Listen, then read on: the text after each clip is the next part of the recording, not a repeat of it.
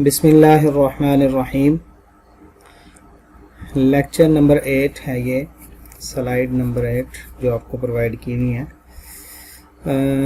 Web server operations and dynamic contents delivery कि जो web server है उसके क्या ऑपरेशन होते हैं और किस तरह से वो कंटेंट डिलीवर करता है डायनामिकली।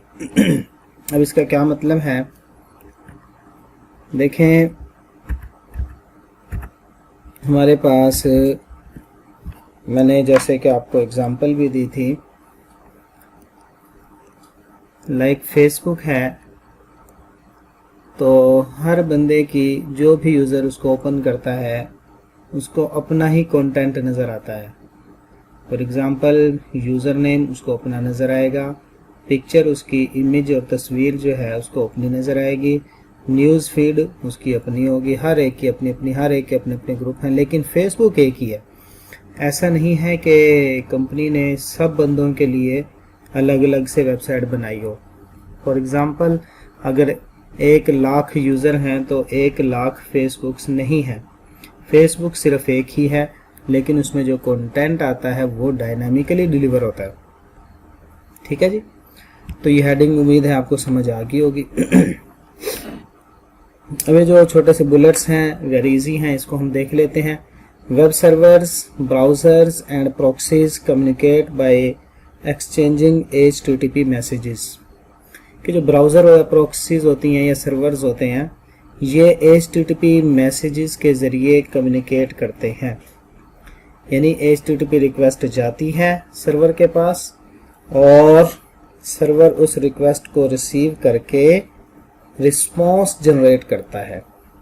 ठीक है, रिक्वेस्ट जो उसको रिसीव होती है उसको वो प्रोसेस करता है, देखता है कि मेरे पास क्या रिक्वेस्ट आई है, वो अपने रिसोर्सेज चेक करता है। ठीक है जी, सेकंड लाइन में यही लिखा हुआ है कि द वेब सर्वर्स, ठीक है, the web servers receives and interrupts HTTP request. ठीक है, सर्वर जो होता है वो HTTP रिक्वेस्ट को रिसीव करता है, locates and axes requested resources, अपने पास देखता है कि मुझे जिन रिसोर्सेज की रिक्वेस्ट की गई है, ठीक है, वो कहाँ पे हैं, एंड जनरेट्स रिस्पॉन्सेज।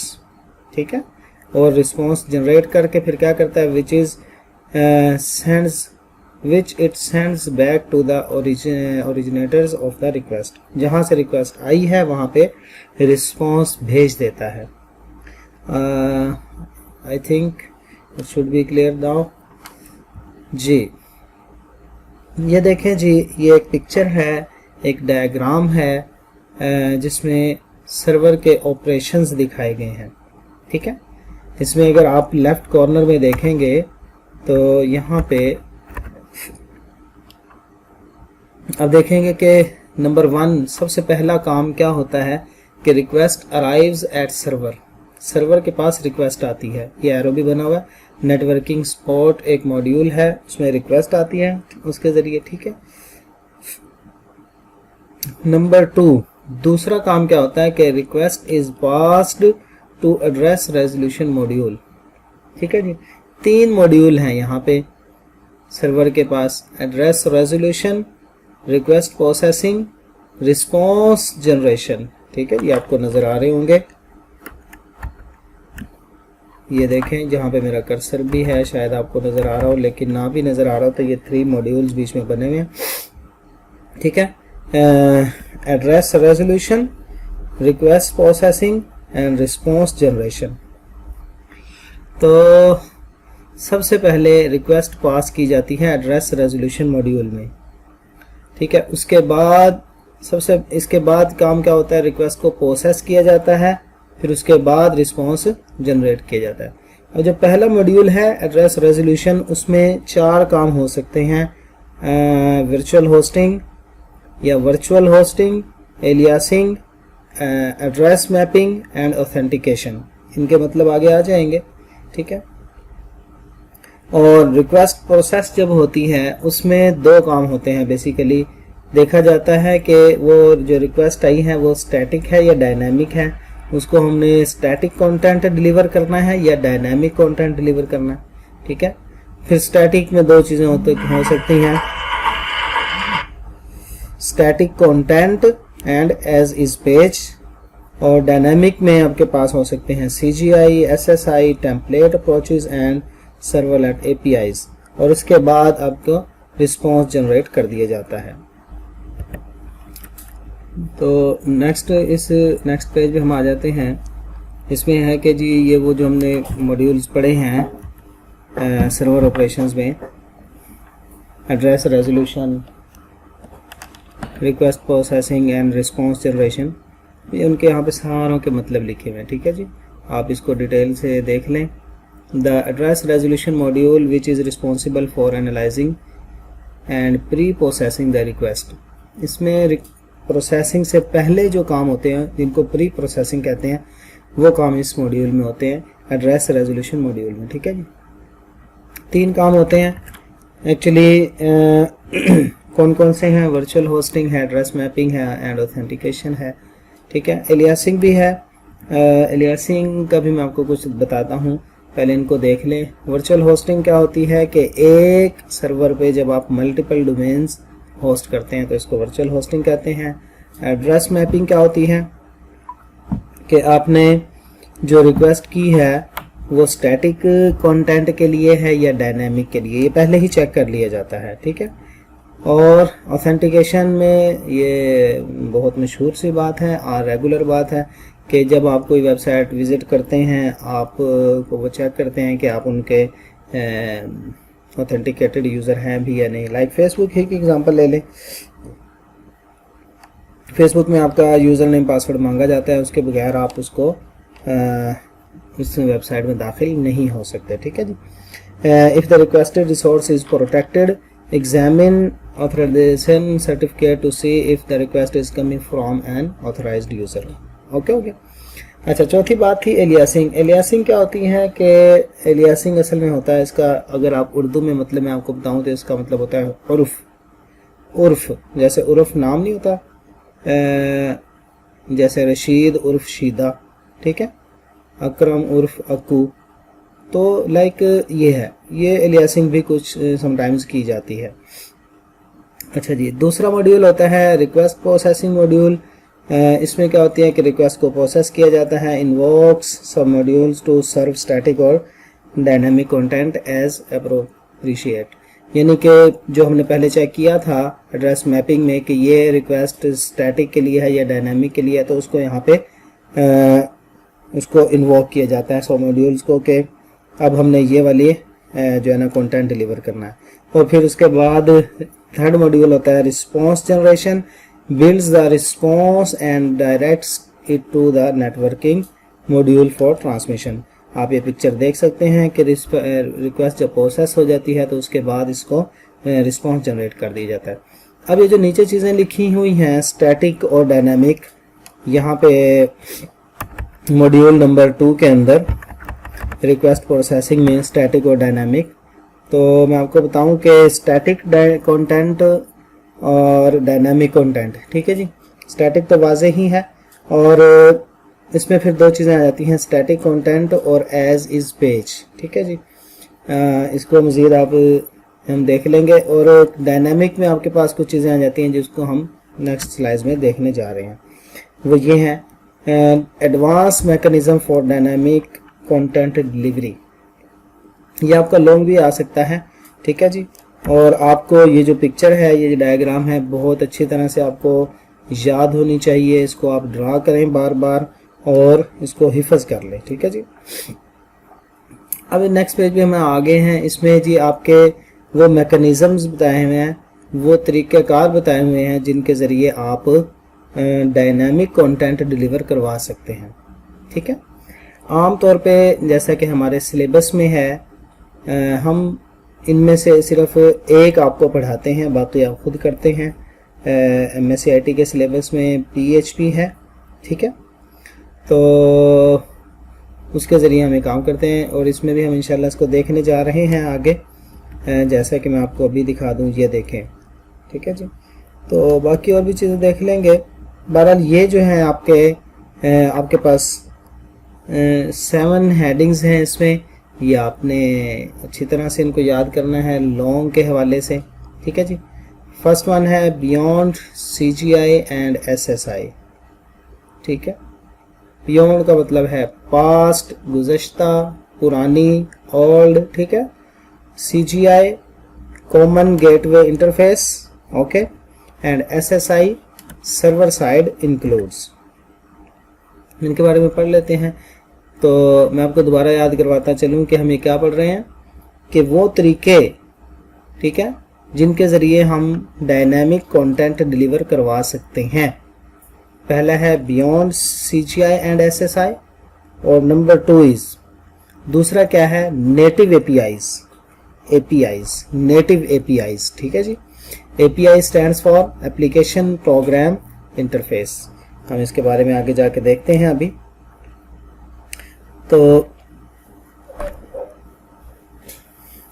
ये दो तरह की होती हैं, IS API and NS API, और थर्ड वन जो टेक्निक है, मैकेनिज्म है, वो है फास्ट CGI, और चौथा है टेम्पलेट प्रोसेसिंग, पांचवा है सर्वलेट्स, और छठा है JSP, जावा सर्वर पेजेस। ये 6 हैं टोटल। उसके बाद फ्यूचर डायरेक्शंस है, उसमें इन्होंने बताया हुआ है कि आगे जाके कौन कौन से काम हो सकते हैं, लेकिन चूंकि ये बुक थोड़ी सी ओल्ड है तो मैं आपको बताऊं कि जो जो इन्होंने फ्यूचर के हवाले से बताए हैं आजकल वो ऑलमोस्ट पास्ट बन चुका है, ठीक है जी, वो पुराने हो चुके हैं ज़्यादातर, मतलब इस्तेमाल में हैं उस वक़्त के लिहाज से। ये क्या थे, फ्यूचर ही थे जब ये किताब लिखी गई थी जी। फर्स्ट वन पहला पढ़ लेते हैं जी, बियॉन्ड CGI एंड SSI। इसमें होता क्या है, इसको हम थोड़ा सा पढ़ लेते हैं। पहले तो इनका मतलब समझें, इनका एब्रीविएशन के CGI stands for common gateway interface and SSI stands for server side includes, okay. The original mechanisms for serving up dynamic content, ये सबसे पहले और ओरिजिनल यही हैं। ये कौन कौन से हैं, CGI and SSI। However, there are number of problems associated with CGI and SSI processing. बहुत सारी प्रॉब्लम्स हैं इनमें, इसीलिए लोगों ने इनको छोड़ भी दिया है। Its main deficiency is performance. Performance नहीं देते भाई, और मैं आपको बताऊं कि मेन चीज़ ही परफॉर्मेंस है। अगर आपका काम हो रहा है लेकिन तसल्ली बख्श नहीं हो रहा तो फिर फ़ायदा आपका, तो आप किसी और टेक्निक को देखते हैं जिसमें आपको परफॉर्मेंस अच्छी मिल रही हो, ठीक है। अच्छा, इसमें क्या ख़राबी क्या है ये हाईलाइट भी की हुई है, process nesting and request repetition. जी हाँ, ये दो खराबियां हैं इसकी। प्रोसेस नेस्ट होते हैं इसके अंदर, नेस्टिंग का मतलब क्या होता है, एक के अंदर दूसरा, उसके अंदर दूसरा, तीसरा, चौथा, इस तरह, ठीक है जी। और यानी एक प्रोसेस आता है तो जब नेक्स्ट आए तो हम दोबारा से हम उसके लिए रिक्वेस्ट भी करनी पड़ती है, बार बार हर प्रोसेस के लिए नई रिक्वेस्ट जनरेट करनी पड़ती है। इसको कहते हैं हम process nesting and request repetition. जी हाँ, इसको पढ़ लेते हैं। Processing a request that invokes a CGI script requires that spawning reproducing of a child process to execute that script and so on. Moreover, any initialization and other processing that might be common to all requests must be repeated for every single request. इन दो लाइनों का मतलब यही है कि जब भी कोई नई रिक्वेस्ट आएगी तो आपको स्पान करना पड़ेगा। ये लफ्ज़ याद कर लें, स्पान, SPAWN, स्पानिंग। स्पान का मतलब होता है दोबारा से बनाना, दोबारा से प्रोड्यूस करना, जनरेट करना दोबारा से, ठीक है। तो हर टाइम जब भी आपके पास कोई रिक्वेस्ट आएगी तो आप चाइल्ड प्रोसेस को रिप्रोड्यूस करेंगे, स्पान करेंगे, ठीक है जी। तो ये तो बहुत मुश्किल काम है। आपके पास नंबर ऑफ रिक्वेस्ट होती हैं जब भी एक रिक्वेस्ट, जब जो है ना, आपको फॉर एग्जांपल कोई भी आप एप्लीकेशन चला रहे हैं, वेबसाइट चला रहे हैं, अगर मैं आपको बताऊं कि जैसे आप फेसबुक चलाते हैं उसमें कितनी ज़्यादा रिक्वेस्टें आप करते हैं, कैसे, फ्रेंड रिक्वेस्ट की बात नहीं कर रहा, हर वो रिक्वेस्ट जो सर्वर के पास जा सके, जो आपको कंटेंट डिलीवरी डायनामिकली दे सके। जब आप फर्स्ट पेज ही खोलते हैं जिसमें आपके पास मुख्तलिफ पोस्टें वगैरह आ रही होती हैं, तो आप उन्हें कभी गौर किया है कि वो कितनी जो है ना उसमें रिक्वेस्टें गई होंगी, कहीं से आपकी जो है ना पोस्टें फैच हो रही हैं, और राइट साइड पे आपके जो है ना कॉन्टैक्ट्स आ रहे हैं जिनसे आप चैट कर सकते हैं, लेफ्ट साइड पे आपके ग्रुप्स आ रहे हैं, ठीक है, आपके जो है ना आपके पिंड जिनको आपने पिन किया हुआ है वो चीज़ें आ रही हैं, ठीक है। टॉप बार में आपके कुछ जो है आपका नेम आ रहा है, आपकी पिक्चर वगैरह, कितनी सारी रिक्वेस्टें। लेकिन और हर टाइम जब भी आप कोई पेज, आप तो फेसबुक खोल के बैठ तो नहीं जाते, कभी कोई पेज पे क्लिक करते हैं, कभी कोई, तो ये चीज़ है, ठीक है जी। तो अभी तक हमने CGI के बारे में पढ़ा। अब SSI has similar deficiencies when its command processing employs CGI under the hood. It adds the additional performance penalty by requiring servers to split SSI pages.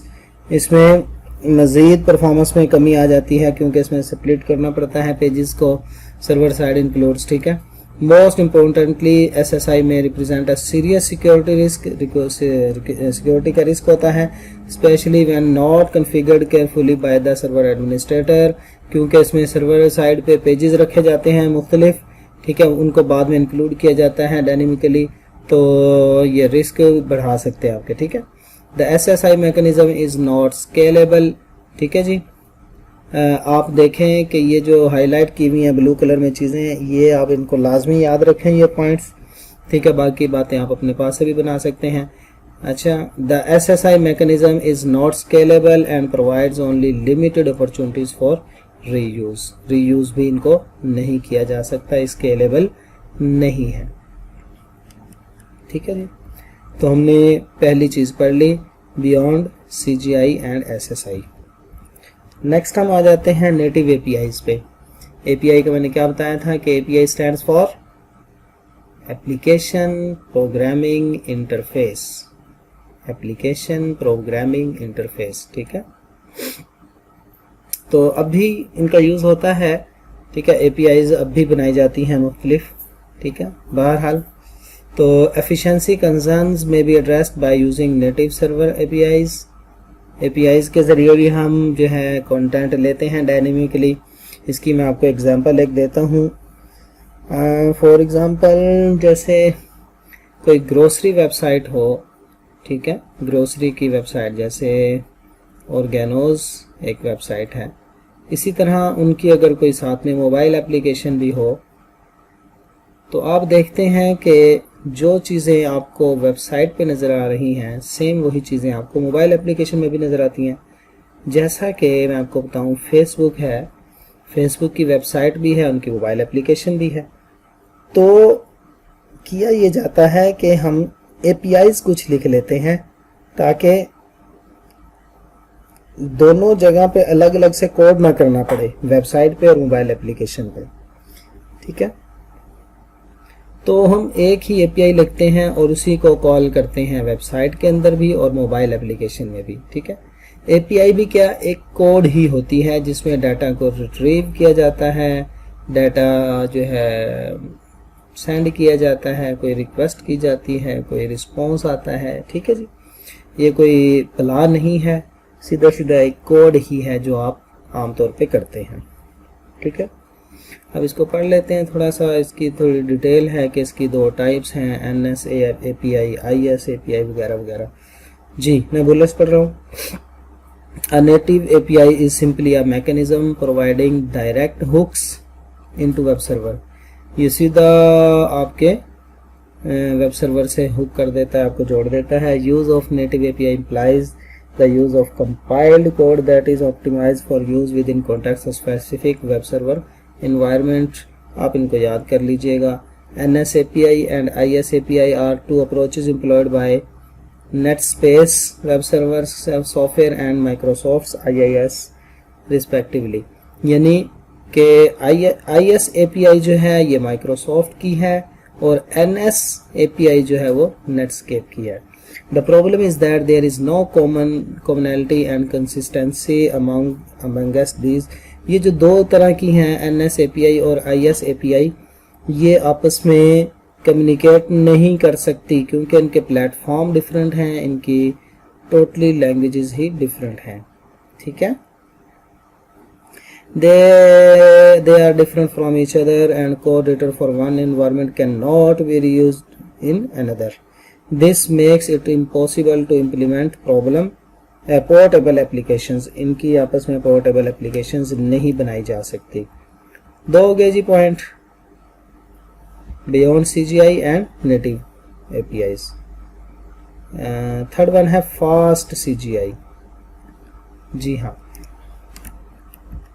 इसको देख लेते हैं।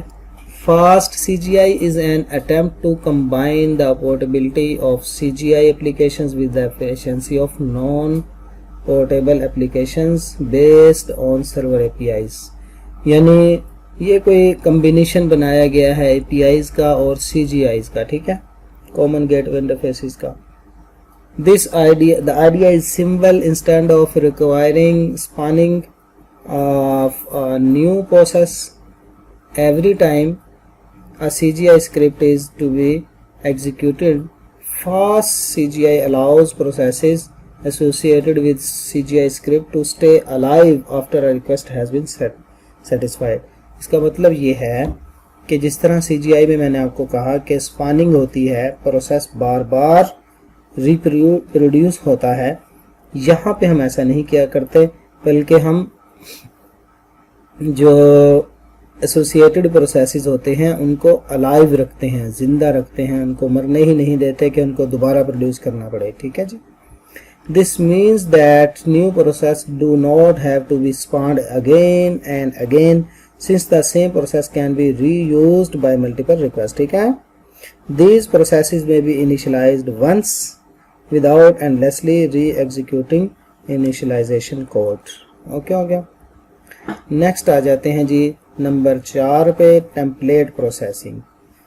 ठीक है, ये वो चीज़ है जो आप अभी आजकल पढ़ भी रहे हैं, ठीक है, जो हम आपको क्लास में करवा रहे हैं।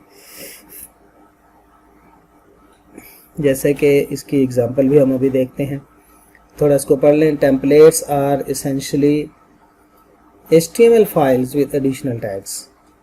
ठीक है, इसमें क्या होता है कि ये एग्जांपल देखें, ये टेम्पलेट की एग्जांपल है कि इसमें HTML का कोड ही होता है लेकिन बीच में दूसरा कोड भी कर दिया जाता है। ठीक है आप गौर कर रहे हो अगर, तो इसमें कुछ PHP के टैग्स लगे हुए हैं। स्टार्ट में देखें, ठीक है, कनेक्शन लिखा हुआ है। थोड़े नीचे आएंगे अगर आप, PHP का टैग लग के यूजर्स है MySQLi_query वगैरह, तो ये चीज़ें यहाँ पे लिखी हुई हैं कि templates are essentially HTML files with additional tags that prescribe methods for inserting dynamically generated content from external sources. The template files contains HTML that provides general page layout parameters with additional tags directly placed so that up to so on. Most popular template approaches are PHP, ColdFusion and ASP। ठीक है, PHP open source product है, ColdFusion जो है Macromedia की है, ASP जो है Microsoft ने बनाई हुई है। ये लैंग्वेजेस हैं। ठीक है, this functionality which is found in many programming and scripting languages include. इसमें क्या क्या काम हो सकते हैं इनमें? Submitting database queries, iterative processing, ठीक है, रेपिटेशन वगैरह, फॉर लूप, वाइल लूप वगैरह, conditional processing like if statement, while statement वगैरह वगैरह। ये एग्जांपल दी हुई है PHP की। ठीक है, और नेक्स्ट एग्जांपल है ColdFusion की। इसमें अगर आप गौर कर रहे हो तो यहाँ पे भी टेबल का टैग है, लाइक ये HTML का है लेकिन बीच में ColdFusion का भी कोड लिखा हुआ है। ColdFusion के कोड की अलामत क्या होती है? इसके शुरू में CF होता है। ठीक है, आप देख सकते हैं इसको।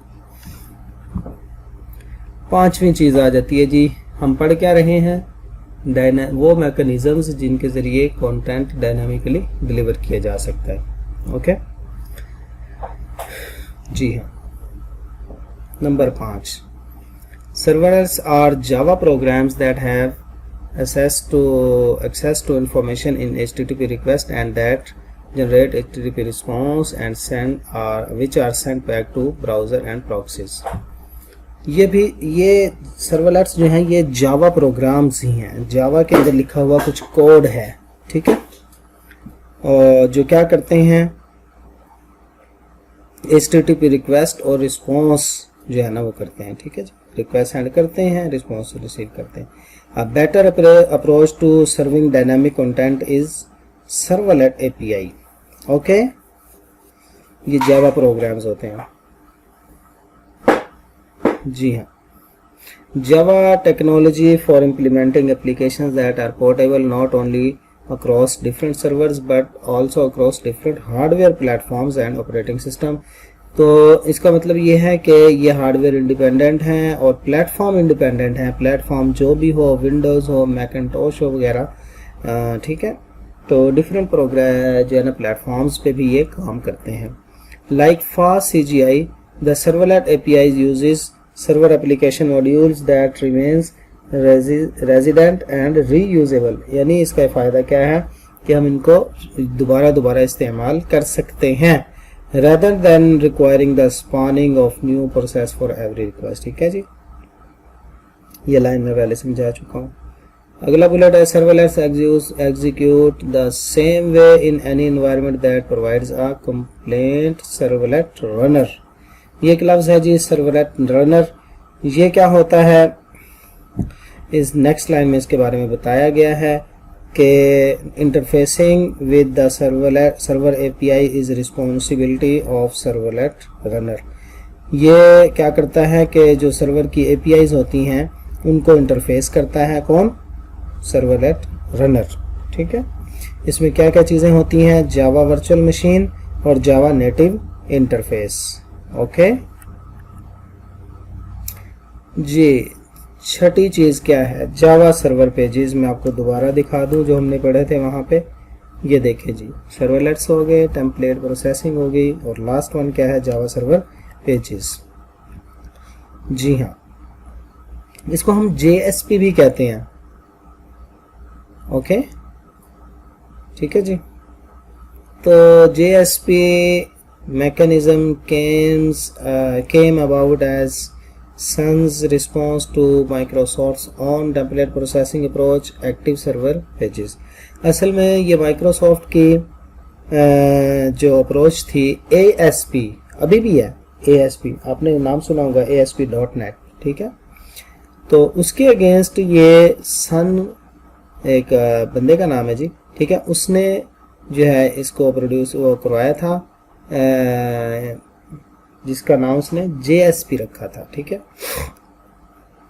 ओके.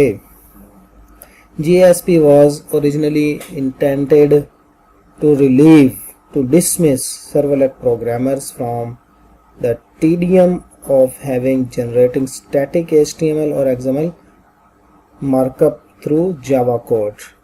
यानी पहले क्या होता था कि हम स्टैटिक HTML या XML लिखते थे जावा कोड के ज़रिए, तो उसको ख़त्म करने के लिए जो परेशानी बनती थी सर्वलेट प्रोग्रामर्स को, ये JSP इंट्रोड्यूस करवाई गई थी.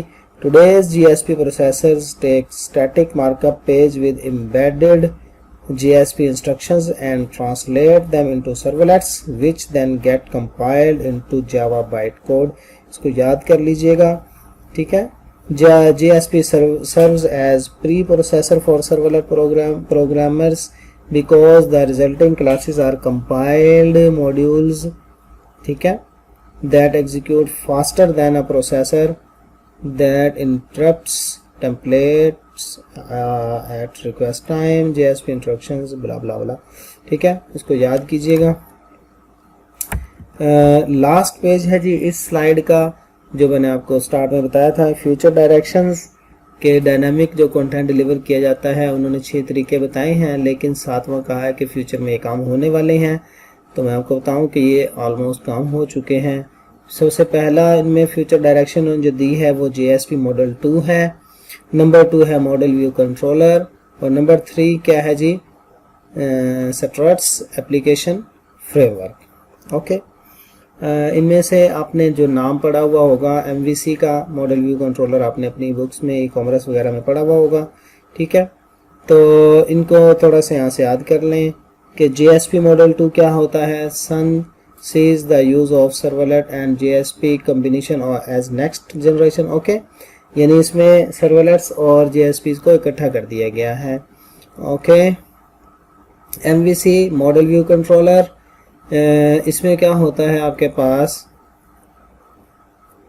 फ्रेमवर्क्स बनाए जाते हैं किसी भी लैंग्वेज में, लाइक PHP में भी होते हैं, जैसे कि कोड इग्नाइटर है, लारावेल है, ये सारे फ्रेमवर्क हैं PHP के, और ये MVC बेस्ड होते हैं, ओके।